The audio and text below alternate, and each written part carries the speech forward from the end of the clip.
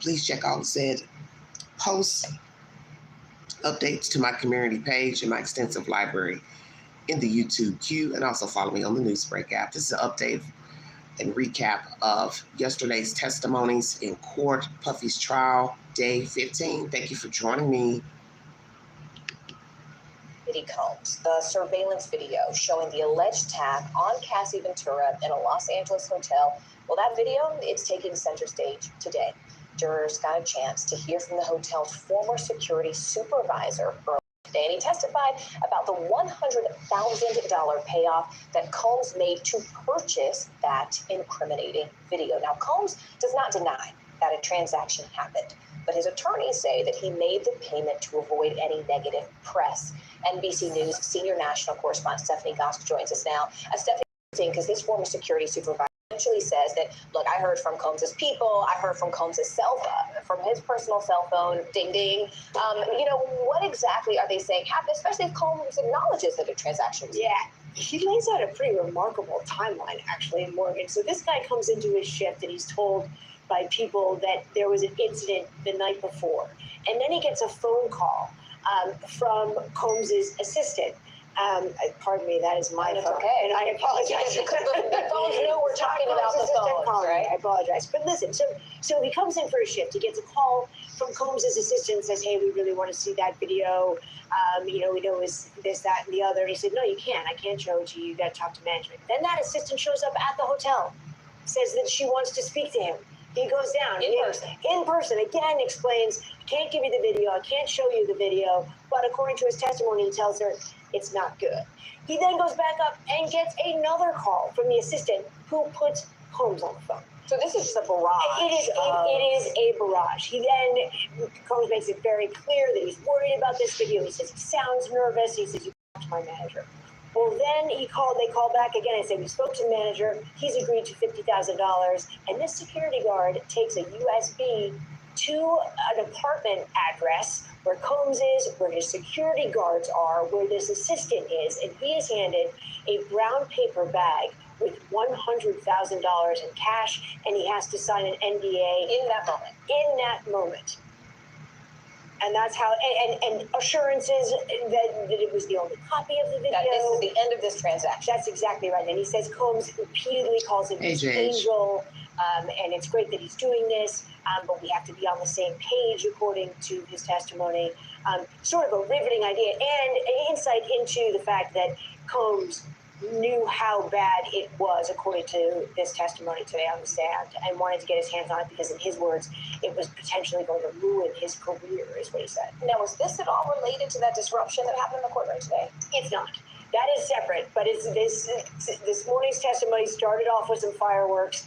This is a woman, according to our producer, Adam Reese, who's been in court every single day for this trial. She has been there as well in some form or other, either in the courtroom or in an overflow room. And apparently today she stood up and in this profanity-laced tirade talked about, this is awful that they're putting Diddy through this, they're making a fool of him, and the judge very quickly ordered her out of the courtroom. Oof, all right, Stephanie Gosk, wow, what a busy day there inside that courtroom. Stephanie? Okay, that's the gist of this information. NBC News is the source. Let's recap. So there was a disturbance in the courtroom yesterday. I believe it's an African-American female showing out, basically saying that the government is doing Diddy wrong. He hasn't done anything, using profanity. She was in the overflow room at one time, but she's been at the courtroom every day. Who is this female? Why are you going to court acting a donkey's ass? And this is exactly what I was talking about earlier in my commentary. It's that these people are wackos, nuts out here. You got all these people running to the courthouse, standing outside, hollering, screaming, wanting to argue with people coming to see the trial, such as Mr. Gene Deal, following him around. And just like last night, I watched a video of him walking out the courtroom. Everybody's beside him with their cell phones out, trying to get 5 seconds of Mr. Deal's time. And one white guy walking up asking some stupid question. And it's just ridiculous to me. Leave these people alone. Let the person walk into court in peace. Let them walk out in peace. There are lots of people who go into the trial to watch Mr. Sean Puffy Combs in the events. Those people have the right to go in the courtroom. They have a right to come out. Leave these people alone. Hooping and hollering in the courtroom, you know better. You're too old for that. Whether you like Sean Puffy Combs or not, you believe he's innocent, he ain't innocent. Now, the state may be having a hard time proving their point in the charges, because that's what everybody's bickering about, are the charges. But he's no angel, he's no saint, okay? I'm not going to sit here and respond to long-winded ass comments about the charges. You can either agree or disagree, but I'm not getting for the ride or not. They're trying to show you what he's been doing all this time with these assistants and people and security. That's why they're talking about the hotel rooms, the retainer fees left to get the rooms. A lot of you really don't pay attention to things. And it's so obvious. This is where the racketeering comes in. He uses people, manipulates people to do his dirty work before and after. That's the point. That's the point. If you missed that, I don't know what else to tell you. But Queen ain't going to argue with you about no damn baby oil and baby oil on the drapes and blood in the room. I mean, come on. If you don't understand where the federal government is going with it, best you call the district attorney, as I told somebody yesterday. I just bring you the information. But I'm not here to argue about assault. This main chief of staff, this quorum lady, she may also have to testify. She may also be given immunity. The security guy was given immunity, Mr. Eddie Garcia, charges of tax evasion, bribery, going into this bribery with Sean Puffy Combs. We hear that Sean called him his angel. Naturally, he was tell him, hey, yes, this is going to hurt my career. I'm up and coming, blah, blah, blah. So we got all these people talking and interchanging with these people. So this money was split 3 ways, okay? 3 ways between the participants, the security guys. And this Eddie Garcia was like 20-something years old, 24. So at the time of this wrangling, now 33 years of age, he testified on immunity. Didn't want to, of course, but he was subpoenaed. And once again, it's to not have charges on his back from taking a bribe. The weird part about this story, with everybody involved, passing of hands and meeting up to get the money, brown paper bag, he was also counted on a machine. We hear that, it's not mentioned in this testimony, but Law and Crime gave me the 411. Asked the guy, do you want to count it? Do you trust the count? He said yes, because he took it with a money machine. It was a money machine that counted the money in that room. So the guy said he trusted the machine, that he was getting the accurate amount of money, $100,000. Once again, split 3 ways, 30,000, 50, so on and so forth. The weird part of the story is that the tape never resurfaced again. And I'm surprised, because he gave him the drive, USB or whatever. I'm surprised that nobody kept a copy, because I'm trying to figure out, and I may have missed this in listening last night, who had this copy that we saw on CNN? Because if the guys never sold it to anybody, which I find it very interesting that they never made a copy and sold it, Sean thought he had the only copy, then how do we get to see the video last spring from CNN News? Somebody took it to CNN. And we also had an expert witness testify yesterday that the tape has not been altered. So for those who were putting out nasty rumors that the tape was altered, which came from Sean's team, that the tape was altered, an expert has testified on the stand yesterday that the tape is not altered.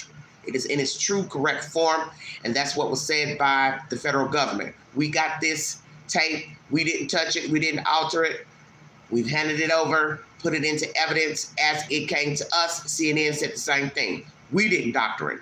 We played it as we got it. So whether you're gonna speed it up, slow it down, whatever, my thing is, who cares? Who the hell goes in the court about somebody beating somebody up on a video camera? And the fact that Sean didn't think that somebody could have been in the hotel and recognized his dumb ass running down the hallway with a towel on, naked underneath the towel, this shows you how he feels self-entitled. And that's where all this testimony is coming from, about the hotel rooms, the assistants setting up the rooms, the state of the rooms, them having to clean the room before the housekeeper came in, him having to pay a retainer fee before reserving a room. It's because of how he's used people to do his dirty work. Using people, run over here with guns to look for Suge Knight, taking Miss Clark, kidnapping her to go to Kid Cudi's house. She's putting Sean and the security guy at this man's house at the break-in. The man's car blew up at the top of the Porsche where it was cut out and a cocktail was put in. Miss Clark put Sean at that house with security. Also, a truck belonging to Bad Boy Entertainment was in the vicinity of the house. So this has all been verified. But what's weird about that story as well, no arrests. Why not? So as I said, I don't know what Kid Cudi told law enforcement at that time. You know, didn't know if he was following the snitch rule, don't say anything. But the point is, Sean should have been under suspicion then if Kid Cudi didn't tell it. But that's what the federal government is trying to say. And excuse me if I say state. Somebody had to correct me on that yesterday. I say state because I don't feel like saying prosecution. So anyway, federal government is trying to show you racketeering by showing you all the things he was doing to manipulate people into bribery, blackmail. So far, they're building a case with that because you have the mother who paid $20,000 so he wouldn't release videos of Cassie, and then he returns the $20,000 to her, paying the friend $30,000 because he put his hands on her and choked her. She signed I believe, an NDA as well. And then this guy here, he signs an NDA along with the $100,000. But what is strange to me is, how did CNN get the video last year? That's where I need to hear a little more information. It's probably already been revealed, and maybe I missed it last night because I tried listening, may have fallen asleep, but I will put a update in this video to who and how the video got to CNN. Because if Sean thought he got the only copy, it could not have been the only copy, because I doubt that Sean would have turned this video over to the federal government when they were investigating him. I don't see him turning over anything. Now, perhaps it was seized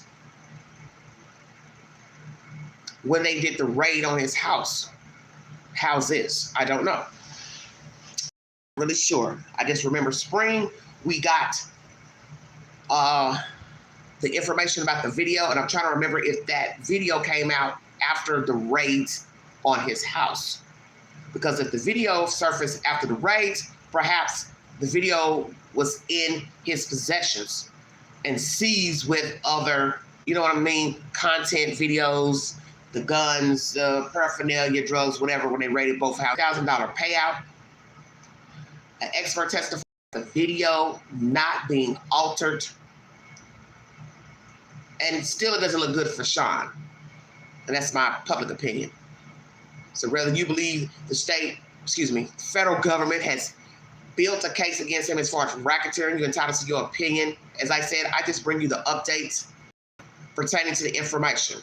I'm not here to bicker back and forth about hotel rooms, payouts, any of the witnesses, because in the end, you're still talking about maybe 3 to 4 more weeks of testimony, plural, and they're all going to look just like what you've heard here.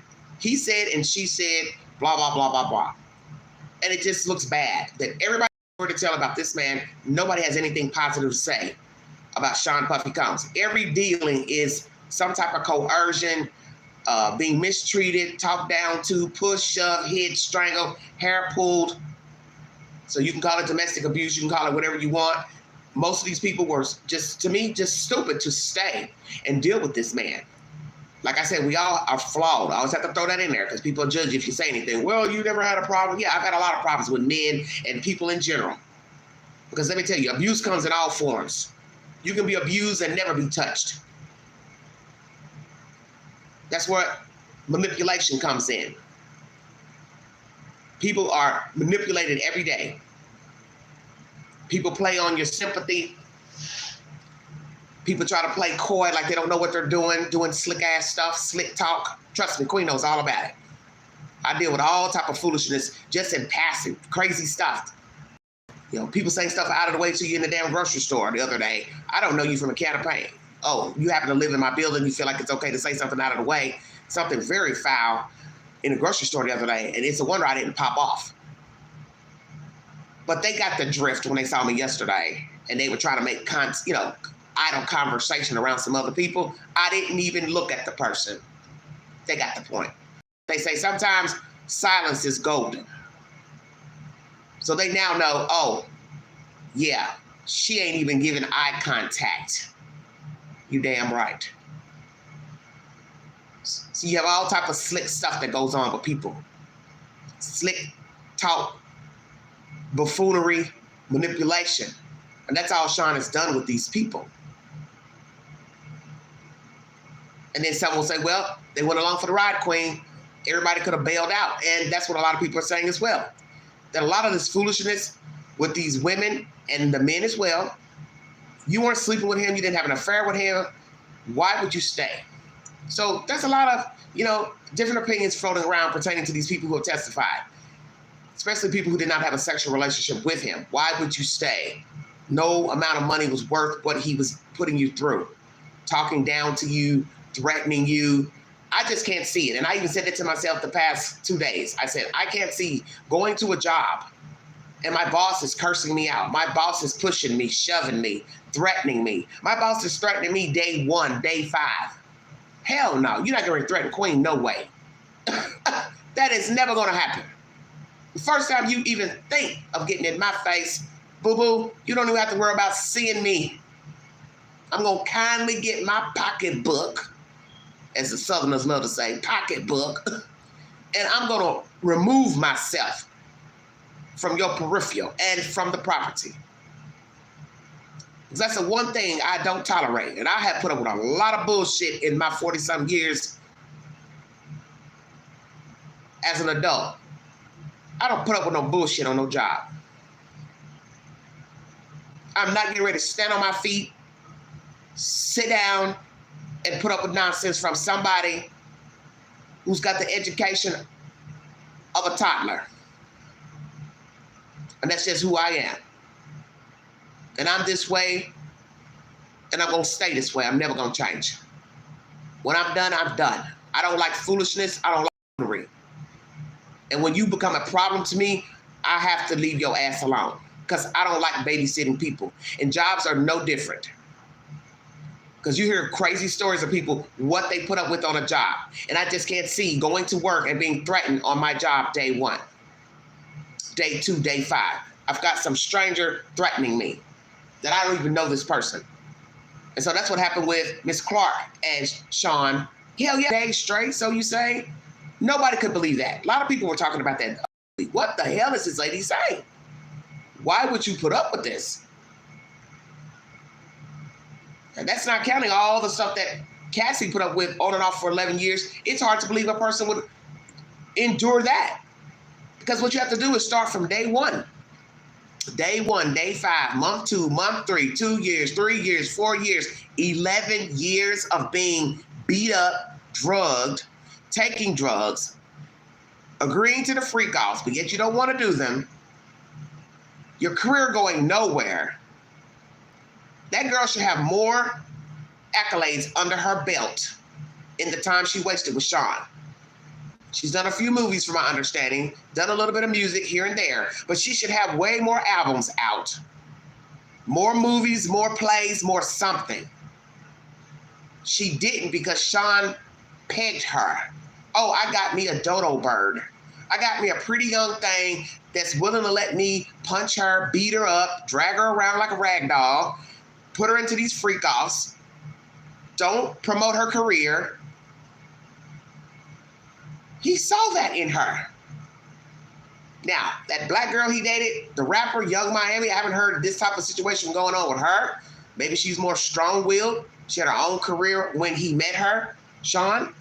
But I don't think he treated all the women kindly.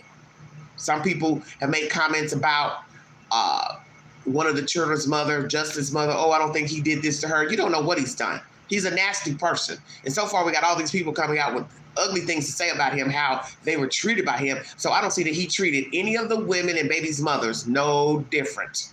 You just didn't hear the story. Just like you didn't know about these stories. Well, now you're hearing them. So I don't think he has treated anybody nicely. Thank you. I'm doing well. Thank you, Wicked. I don't think he's treated anybody well. That's obvious. So that's the recap, everybody. $100,000 payout. The young man testified in court yesterday. He got immunity for tax evasion, bribery to testify. And an expert witness also testified that the tape that you saw on CNN News of Sean physically assaulting Cassie in that hotel lobby area near the elevators, the content was not altered. That's my commentary. I will put some shorts in the queue pertaining to this information, and I also bring you an update to any other breaking news and stories that I have covered on this network. Prayers for the 3 children found deceased in Washington State. The father is still on the loose, to my understanding. If he's been found or not found while I'm doing this live stream, I'll bring that update. But before going live, that was the latest I saw in the queue. I was very upset when I saw this news this morning. I was so tired this morning, but I still tried to hang on to listen to a little bit of breaking news. And this is disturbing to me. I was so pissed off. The fact that the police in the beginning did not want to issue an Amber Alert because they have a criteria that they use to issue Amber Alerts to missing children. My thing is, when the father did not return the children to the mother after his visit, that should have been enough. He probably had planned this out in his head. Whatever was going on with he and the mother, I don't know. I'm not here to speculate. But more than likely, he was upset because he's not with the mother, or he's upset that he don't have the children, couldn't see the children often, and or paying child support. Sadly, these are reasons that people unalive people. You don't have to agree with the reasons, but when you're dealing with a sick mind, it doesn't take much. Somebody drank the last beer. Somebody ate the last chicken wing. Boom, boom, boom. Shoot, kill, murder, stab. That's the world we live in. It's brutal, but it's real. Beautiful children. I looked at their faces this morning, and I was so pissed off. I said, wonder I didn't even start crying. I guess I was just too stunned to even form a tear in my eye. I was just like, I cannot believe what I'm listening to. 3 beautiful children snuffed out for nothing. Because as I've always said, there is no logical reason to murder a child. And this man is selfish. He's a selfish creature. And they're mentioning about him being in the military and what he could do and not do. I don't care about the military. I don't care about what he did in the military. That has nothing to do with nothing. He is deranged and he's sick. And you don't have to be in the military to murder a person. You mean he's been in the military to what? Know how to survive in the wilderness? Is that where they were going with that? I don't really care about that either. 3 children are gone. And a mother is left to mourn her children. She has not spoken naturally under the circumstances because her children are no longer here. $200,000+ has been raised for her, which I feel like is enough money from the GoFundMe. I'm going to go ahead and say that too. I think it's time to cut the GoFundMe off. I don't know that she has any more children, but if she doesn't have any more children, I think the GoFundMe should be cut off. Because it does not take a lot of money to bury children or anyone. And I won't doubt that she'll probably have them all laid to rest in the same casket. Because they're small children, and she might want to put them all together. I wouldn't see anything wrong with that. But nonetheless, $200,000 on the GoFundMe. And yes, I do believe it should stop. Now that we know the children are not alive. That's my commentary. Like, share, subscribe, drop your comments below this video. If you'd like to donate to this great network, $BeganG129 Cash App, stickers and chats are always welcome during the live stream. Thank you for your time. God bless all of you. Bringing you back-to-back commentary pertaining to Sean Puffy Combs. We are now in week 4. Today marks day 16. I will bring you an update at the end of court today. What happened in court? I believe the expert witness pertaining to the video is still testifying today. Thank you for your time. And the woman who was barred out of court, your black ass need to get something to do. You too old for that shenanigans, running in that court, making a fool out of yourself, and you're saying that the court is making a fool out of Sean. Let me say this before I check out of here. Ain't nobody made a fool out of Sean. He made a fool out of himself by doing all this old filthy, nasty stuff behind closed doors and physically abusing people and mentally abusing people. He did that. Nobody did that to him. That was his choice. He wanted to be out here mistreating people, it has now come back to haunt him. All his little dirty secrets are now out. That's his choice. As they say, what you do sexually is your business, but all that was filthy too. Of space does not mean they want to subject themselves to catching some type of disease in cleaning a hotel room or cleaning a bathroom or cleaning a school center. See, a lot of you all are heathens out here. You don't have no damn manners. You don't have no damn manners. And you obviously live this way at your own house. Because for you to go out into the street, yeah, I'm going to check somebody because somebody sure need to hear it. When you go out into the street and use a public restroom, you're supposed to flush the toilet. You're not supposed to throw private things in the toilet, girly products in the toilet. You know better. You don't throw it on the floor. You don't throw it in the toilet. You don't throw it on the damn toilet. You don't leave it exposed in the bathroom. When you use the bathroom, you're supposed to flush the toilet. You come out, you're supposed to wash your hands.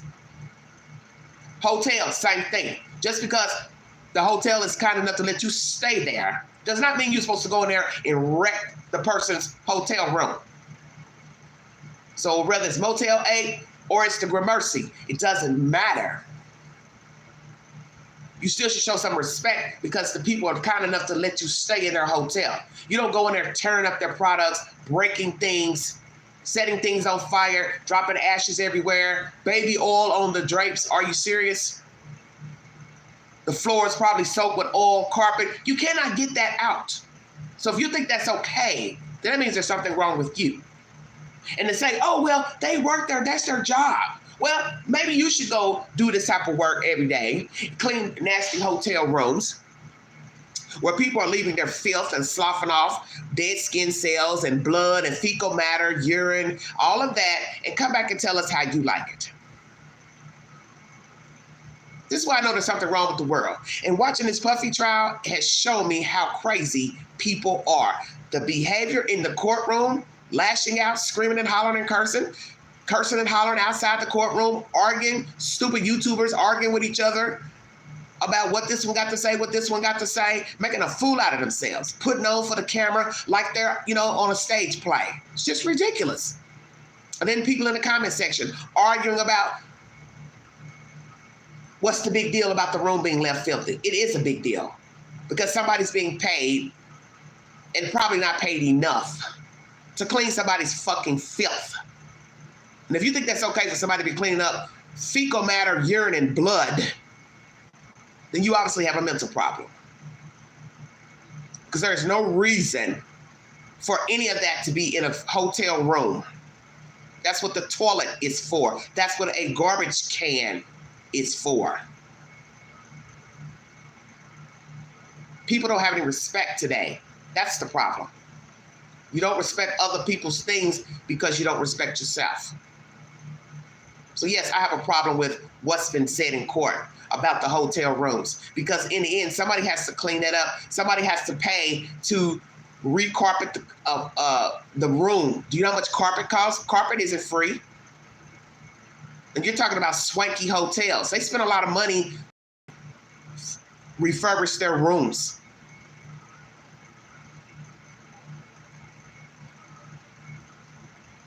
And it's a dirty job. But as they always say, somebody has to do it. And I think that's what's wrong with a lot of you out here. You just think, well, somebody has to do it. Who cares if I leave it a mess, if I soil the sheets? But it does matter. Because really what you're saying to the world, you don't like yourself. Get up and you just say, well, clean it up. It's no big deal. It is a big deal. Because it's showing you don't value yourself, you don't respect yourself, and you don't value and respect the place that you're visiting. See, everything's about self-reflection. That's my rant, everybody. I had to throw that in there because I had to check some people on that. Because everybody's bitching and moaning about the hotel and the rooms being sold and why are we hearing that? Well, as I said, the federal government is trying to lay out their case for racketeering to show you he feels self-entitled. That's where they're going with that information. Show you the lengths of his self-entitlement and how he uses people to clean up his dirty work. That's why that's being mentioned. That's my commentary. You all have a wonderful week. Thank you for your time. You've been listening to the Fall Day Sound.